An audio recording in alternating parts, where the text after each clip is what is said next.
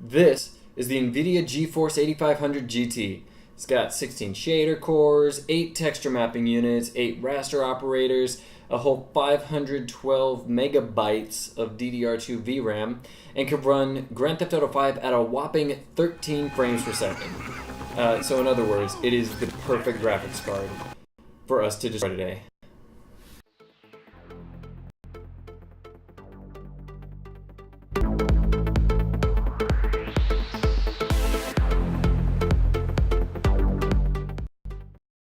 Now, I'm obviously not here just to destroy a graphics card by shooting it or anything.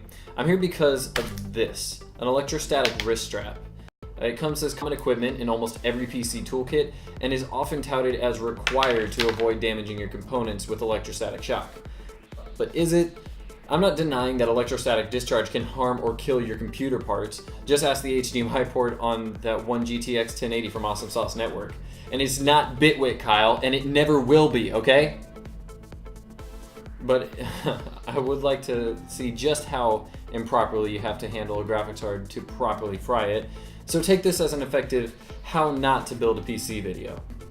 Alright, first we need to get this to my home theater PC to make sure that it works. Let's start by getting this weak-ass GTX 970 out of the way. Oh yeah, so much better. Alright, and it boots up. It seems to be working. That means that test number 1, installing it in a computer, seemed to work perfectly fine. Let's go ahead and move on to step 2. So number 2 is going to be us installing the graphics card while on carpet with no electrostatic wrist strap. Let's see how it does.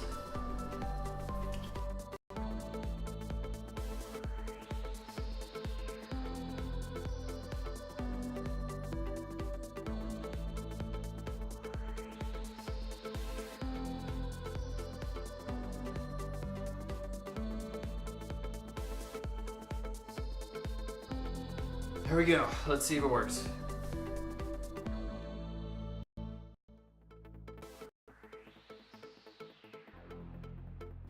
All right. Everything seems to work. So let's move on to test number 3. All right, so now is when we're going to get into the realm of the dangerously unadvisable. Do not try this at home, because test number 3 is where we're actually going to take the graphics card and vigorously rub it against the carpet and then install it and see if it still works. All right, here we go.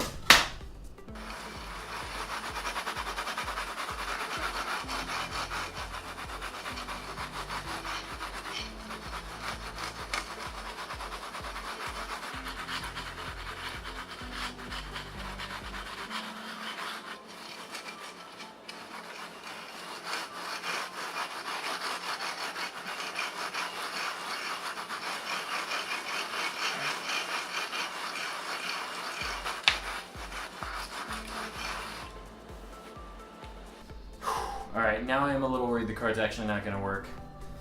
Let's get this thing back in here and find out. Alright, let's see. Once again, moment of truth.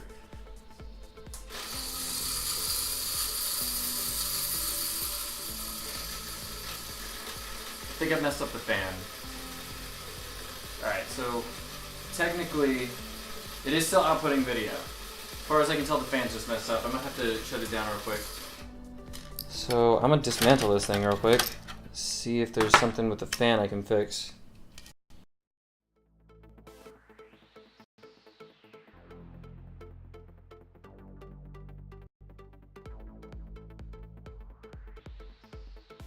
Hope it works this time.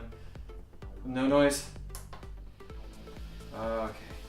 You know what I think it was? There are some cables in there that aren't really secured. I think they were just pressing up against the fan. I think that is it.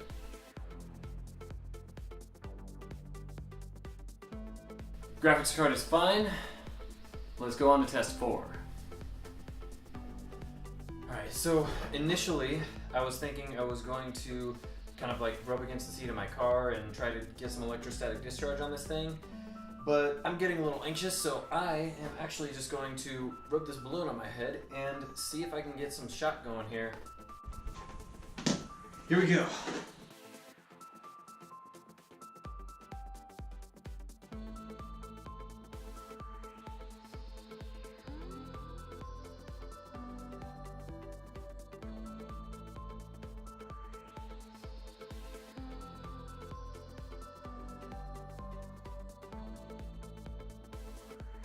Alright. So if that did not break it, nothing will. Let's see what happens here.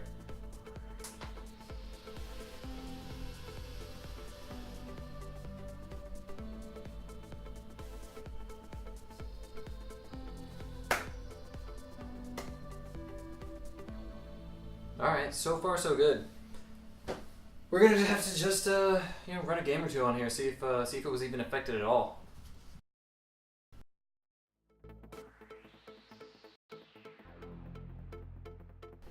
Yeah, everything works. We're good. Alright, so as I've shown, I put this thing through well more than what you could expect any regular computer component to go through that might experience electrostatic shock, and never used this at all, and yet it still came out fine. So unless you are extremely paranoid or doing something that somehow is extremely electrically conductive, you really don't have to worry about it at all. I've been building computers for years without this thing and never had to worry about electrostatic discharge, even with all that I've just put this graphics card through. So thank you so much guys for watching this video. Put a like on it if you like it, and don't forget to subscribe and leave a comment.